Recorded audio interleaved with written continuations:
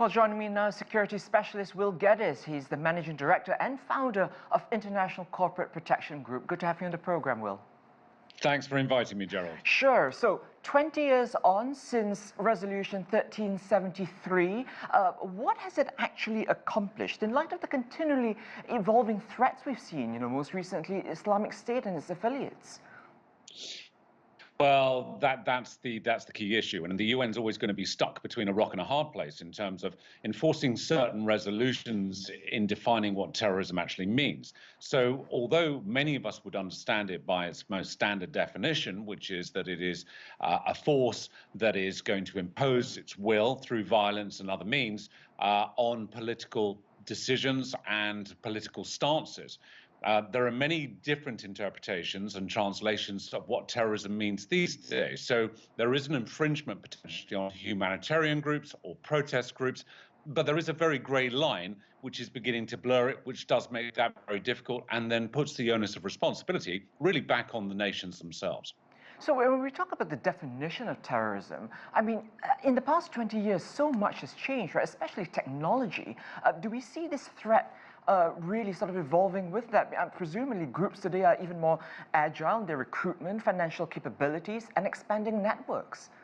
Yes, and in addition to that, Gerald, there is not only the communications aspects and the transfers of finances that they may utilize, obviously, to sponsor particular terrorist actions, but there are even cyber warfare groups within certain branches, for example, of Al-Qaeda and also Islamic State, which will carry out certain attacks or information gathering exercises to try and disrupt, again, nations, governments, and those that they are politically unaligned to.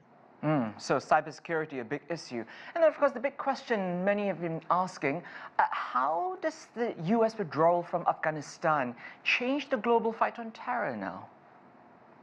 Well, I think it unfortunately only inflames it, Gerald. I think that the biggest challenge that we have now is we have to go back in time and back in history. And the Taliban, through their current sort of public relations rhetoric that they are the new Taliban 2.0, which is a softer, kinder, more sympathetic and, sort of gentler version of what they used to be in the early 90s, we're already seeing them revert to type. There have already been infringements on women's rights.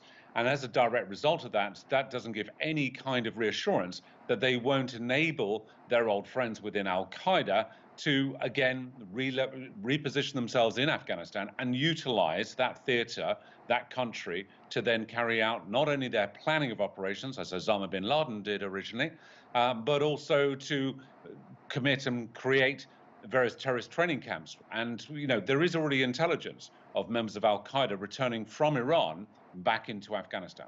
And apart from just, the Taliban and Al-Qaeda, Will, in recent weeks we've heard many stories of other militant groups perhaps being emboldened by what's essentially a surrender of the US in Afghanistan.